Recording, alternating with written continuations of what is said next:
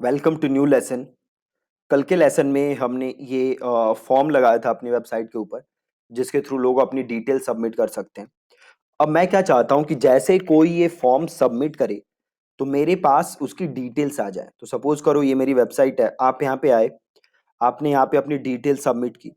तो मैं चाहता हूँ जैसे ही आप ये डिटेल सबमिट करें, ये डिटेल्स मेरे पास पहुंच जाए, है ना, ताकि मैं आपके साथ फॉलो अप कर सकूं। तो ये करना बहुत ही सिंपल है। WP फॉर्म्स के अंदर आप सीधे अपने डैशबोर्ड के अंदर जाओगे, देन आप जाओगे WP फॉर्म्स। आप यहां देख सकते हो WP फॉर्म्स। आप यहां जाओगे एंड देन आप जाओगे ऑल फॉर्म्स के अंदर। राइट, ऑल फॉर्म्स के अंदर आप जाओगे। आप देखो यहां पे एक ऑप्शन है एंट्रीज का। राइट, बट ये पेड प्लान के लिए है, फ्री प्लान में आप ये एंट्रीज नहीं देख सकते। ठीक है, तो हम जाएंगे ऑल फॉर्म्स के अंदर और हम यहां जाएंगे एडिट के अंदर।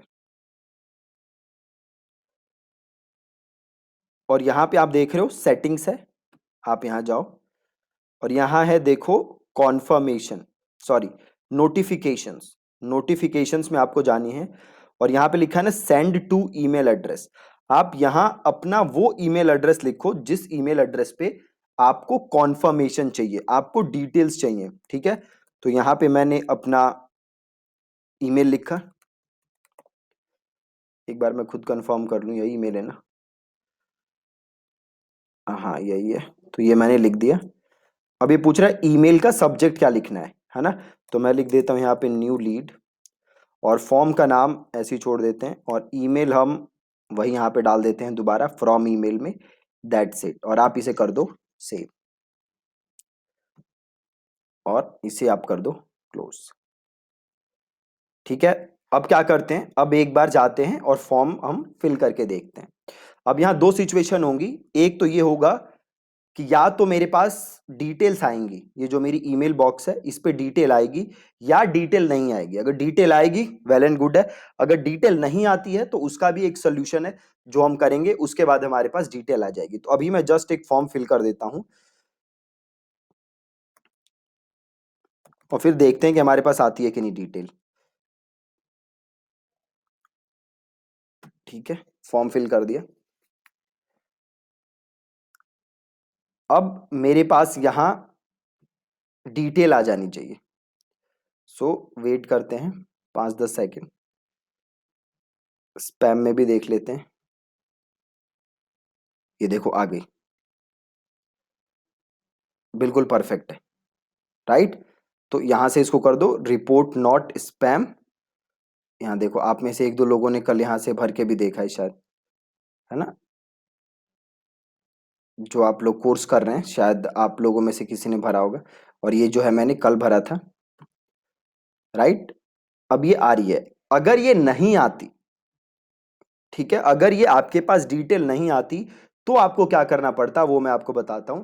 अगर आपके पास ये डिटेल नहीं आती तो आपको एक SMTP इंस्टॉल करना पड़ता।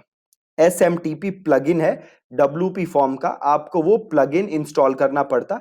WP form, WP SMTP। उसके बाद आपको जो SendGrid है या SendGrid जैसे और ईमेल सर्विस प्रोवाइडर हैं उनके साथ आपको रजिस्टर करना पड़ता। देन आपको दोनों को इंटीग्रेट करना होता। उसके बाद आपके पास मेल आ जाती। अभी हमारे पास मेल आ रही है तो हमें किसी टेंशन की जरूरत नहीं। ठीक है, अब हम आगे बढ़ते हैं। तो आप देख सकते हो यहाँ पे सेक्शन बना के मैंने यहाँ पे ये डिटेल डाल दी। यहाँ पे सेक्शन बना के मैंने सर्विसेज के बारे में डाल दिया। यहाँ पे एक और सेक्शन बनाया था जिसमें मैंने आपको बैकग्राउंड इमेज ऐड करके दिखाया था और उस पर टेक्स्ट लिखा था। देन यहाँ पे मैंने अपना ब्लॉग पोस्ट डाल दिया और यहाँ पे मैंने अपना फॉर्म डाल दिया। राइट, तो अब ये काफी अच्छे से उभर के मेरी वेबसाइट आ रही है। इसे मैं और अपने हिसाब से क्या कर सकता हूं, अपने हिसाब से मैं इसको चेंज कर सकता हूं। अभी जैसे मेरे पास एक दो डाउट्स आ रहे थे आप लोगों के कि और कौन कौन सी थीम्स हैं जो कि आप यूज कर सकते हो। तो देखो वर्डप्रेस में हजारों थीम्स हैं जो कि आप यूज कर सकते हो। मैं हजारों थीम्स ट्राई कर चुका हूं, बट ये जो ओशियन WP थीम है ये बाई फार सबसे बेस्ट फ्री वर्डप्रेस थीम है। सबसे बेस्ट फ्री वर्डप्रेस थीम है। इसके अंदर कस्टमाइजेशन ऑप्शंस बहुत है, तो आप इजीली इसको कैसे भी कस्टमाइज कर सकते हो। तो आई विल रेकमेंड कि आप इसी थीम को यूज करो। इसी थीम के साथ आप थोड़ा टेस्ट करो इधर उधर और आप देखो कि आपको क्या चाहिए। आप, आई एम श्योर, आप जो भी चाहिए आपको इसको आप अपने हिसाब से कस्टमाइज कर सकते हो। अब देखो, वर्डप्रेस की सबसे बड़ी ताकत क्या है कि वर्डप्रेस के थ्रू एसईओ करना बहुत बहुत बहुत ज्यादा आसान है। नॉट ओनली एसईओ, वर्डप्रेस में प्लगइन्स होते हैं, है ना, प्लगइन्स होते हैं। तो आपको जिस चीज की भी जरूरत है उसके लिए आप प्लगइन इंस्टॉल कर सकते हो और अपना काम कर सकते हो। जैसे एंड्रॉइड में एप्स होती है ना, सपोज आपको टॉर्च चाहिए और आपके फोन में इनबिल्ट टॉर्च नहीं है, तो आप क्या करते हो, आप जाके टॉर्च ऐप इंस्टॉल करते हो एंड्रॉइड प्ले स्टोर से और टॉर्च आपके फोन में आ जाता है। सिमिलरली वर्डप्रेस में आपको जो चीज भी चाहिए उसके लिए आप सिंपल क्या कर सकते हो, प्लगइन इंस्टॉल कर सकते हो और उसे एक्टिवेट करो, इंस्टॉल करो और आपका काम बन जाएगा, है ना। तो कोई भी काम आप थ्रू प्लगइन्स वर्डप्रेस के अंदर कर सकते हो। अब हम आते हैं, ये तो हमारा होम पेज है जो हमने बनाया है, राइट, और ये है हमारा ब्लॉग पेज। ब्लॉग पेज पे क्या आ रहा होगा, हमारे जो लेटेस्ट ब्लॉग्स हैं वो यहाँ पे आ रहे हैं ब्लॉग पेज के अंदर, राइट। ब्लॉग के अलावा आप यहां देखो हमने और पेजेस बनाए थे, जैसे हमने बनाया है कोर्स का पेज, ठीक है। अब मैं क्या चाहता हूं, इस कोर्स के मेन्यू के अंदर दो सब मेन्यू, जैसे ही मैं इस कोर्स को क्लिक करूं तो इसके अंदर मुझे सब मेन्यू दिखे, इसके अंदर मुझे दो पेजेस अलग से दिखे, ठीक है। तो सपोज मैं कोर्सेज के अंदर दो पेजेस क्या चाहता हूं, एक मैं चाहता हूं से फेसबुक एड्स कोर्स, एक मैं चाहता हूं गूगल एड्स कोर्स। वो कहां दिखे, इस कोर्सेज के अंदर सब मेन्यू दिखे, है ना। तो उसके लिए मुझे क्या करना पड़ेगा, सबसे पहले मुझे दो पेजेस बनाने पड़ेंगे। तो मैं पेजेस पे जाऊंगा और देन मैं करूंगा एड न्यू। एड न्यू किया मैंने और इसका मैंने नाम लिख दिया सपोज फेसबुक एड्स कोर्स और इसको मैंने किया पब्लिश, ठीक है, इसे किया मैंने क्लोज और मैं वापस गया एड न्यू पे और इसको मैंने किया गूगल एड्स कोर्स, ठीक है, इसको मैंने किया गूगल एड्स कोर्स और इसे मैंने किया यहां से पब्लिश पब्लिश। अब मैं क्या चाहता हूं कि ये जो दोनों पेजेस हैं ये इस कोर्सेज के अंदर सब मेन्यू दिखे, सब मेन्यू, ठीक है। तो ये करना बहुत इजी है। क्या करना है मुझे, मुझे सबसे पहले जाना है अपीयरेंस में, देन मुझे जाना है मेन्यूज के अंदर,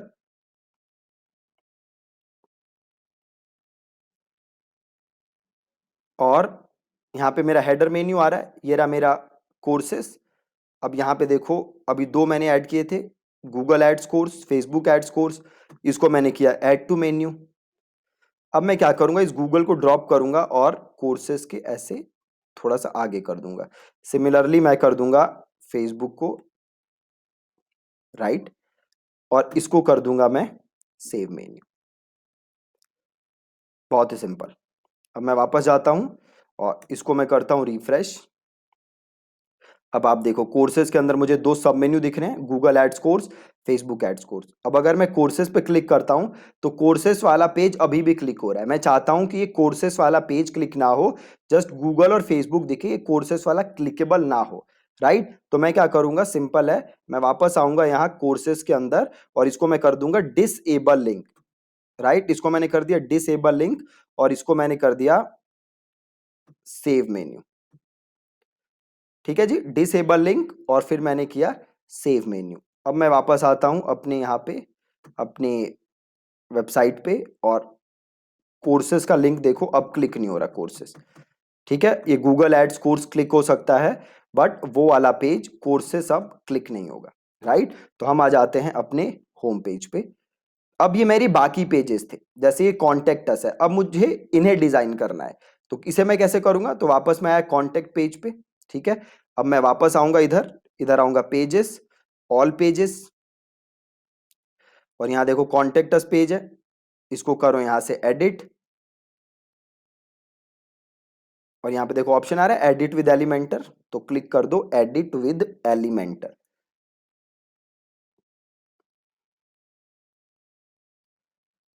बहुत ही ज्यादा सिंपल है। अब देखो यहाँ प्रॉब्लम क्या हो रही है कि अगेन इस पेज में भी ये साइड में साइड बार आ रहा है और ये सारी चीजें आ रही हैं, ब्रेड क्रम्ब आ रहा है, टाइटल आ रहा है, तो मुझे ये सब नहीं चाहिए, राइट। तो ये डिसेबल करने के लिए क्या करूंगा, एग्जिट टू डैशबोर्ड जाऊंगा इस पेज को मैं बेसिकली फुल विथ कर दूंगा, है ना। तो मैं मेन पे आऊंगा और यहाँ पे मैंने इसको कर दिया 100% फुल विथ, और इसको मैंने कर दिया अपडेट। अब मैं आया यहाँ पे टाइटल पे, और टाइटल को मैंने कर दिया डिसेबल, और इसको मैंने कर दिया अपडेट। ठीक है, बहुत ही ज्यादा आसान। अब मैं वापस आया और आके इसको मैंने किया रिफ्रेश। अब आप देखो यहाँ पे कुछ नहीं आ रहा, जस्ट ये आ रहा है, ये विजेट वाला एरिया आ रहा है। तो मैं वापस आया और मैं आया फुटर पे, और विजेट को मैंने कर दिया डिसेबल, और इसको मैंने कर दिया अपडेट। वापस आया मैं और इसको मैंने किया रिफ्रेश। अब देखो ये सही हो गया, राइट। अब ये पेज मुझे डिजाइन करना है, तो मैं क्या करूंगा, अगेन एडिट विद एलिमेंटर। ठीक है, सिंपल किया मैंने, edit with Elementor, and then plus नया सेक्शन ऐड करूंगा, देन मैं नया सेक्शन ऐड करूंगा। आ गया। अब सपोज आपको बैकग्राउंड में कोई इमेज चाहिए, ये कॉन्टेक्टस पेज है, तो मैं जाता हूं एक बार पिक्सल्स पे, यहां से मैं फ्री इमेजेस वो कर सकता हूं, और यहां पे मैं लिखता हूं कॉन्टेक्टस। ठीक है, कॉन्टेक्टस लिखता हूं मैं, और यहाँ पे कोई अच्छा सा इमेज देख लेते हैं। सो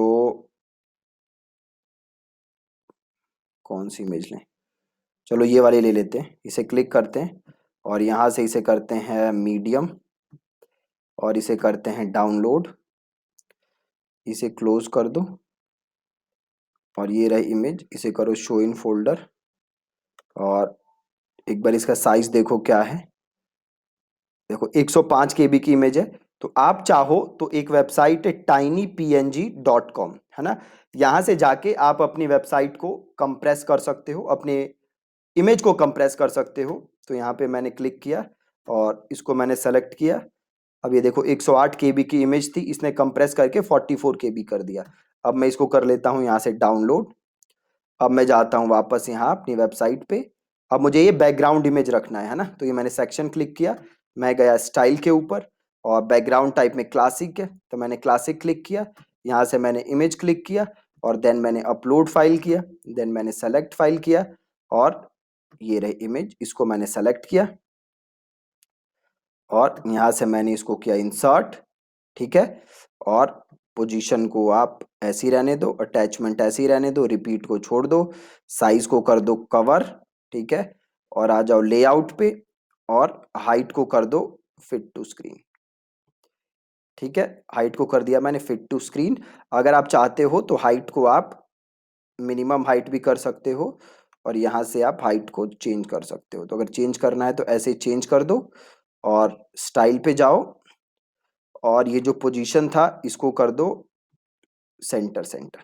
ठीक है, अब अगर आप इसकी ओपेसिटी करना चाहते हो, थोड़ा सा इसके ऊपर कोई कलर डाल के आप इसको थोड़ा सा चेंज करना चाहते हो, तो आप उसके लिए ओपेसिटी यूज कर सकते हो, है ना। तो जैसे आप इधर जाओगे वापस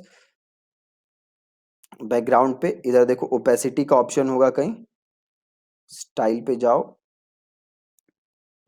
इमेज आ रहा है, स्लाइड शो पोजीशन, ये रहा ना बैकग्राउंड ओवरले। बैकग्राउंड ओवरले पे आपको जाना है, और आपको कलर सेलेक्ट करना है, राइट।